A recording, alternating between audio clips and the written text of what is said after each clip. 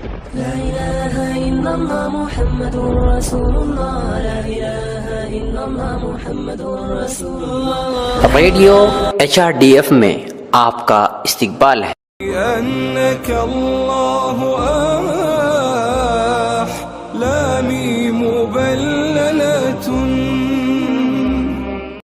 گزشتہ کل میں نے ایک ماں کو دیکھا کہ وہ اپنے بیٹے کی بیوی سے جھگڑا کر رہی تھی. جب میں ان کے قریب گیا تو وہ ماں مجھے باتھ روم کی طرف اشارہ کرتے ہوئے بولی کہ اس گھر کے نہ تو مرد اور نہ ہی کسی عورت کو صفائی ستھرائی کا خیال ہے. جب میں نے اس باتھ روم کو جا کر دیکھا تو اس میں کپڑے اور دوسری چیزیں بکھری پڑی تھیں اور گیلے تولیے پر کپڑے ٹنگے ہوئے تھے اور وہ بہت گندا بھی تھا. یہی باتھ روم گھر کے افراد اور آنے والے مہمان استعمال کرتے ہیں. اگر میں نے کبھی یہ کہا کہ اس کو صاف کر دیجئے تو جھگڑا شروع کر دیتی ہے.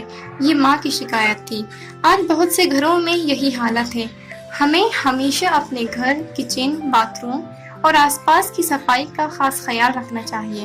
ہمارے گھر اور آس پاس کی صفائی کو دیکھ کر لوگ ہمارے اخلاق کا پیمانہ کرتے ہیں اور یہ بآسانی جان جاتے ہیں کہ یہ کتنے مہذب لوگ ہیں. آپ صلی اللہ علیہ وسلم سے دریافت کیا گیا کہ حسن اخلاق کیا ہیں. آپ نے جواب دیا، مسکراتا ہوا چہرہ، صفائی ستھرائی اور پاکیزگی. اللہ خوبصورت ہے اور خوبصورتی کو پسند بھی کرتا ہے.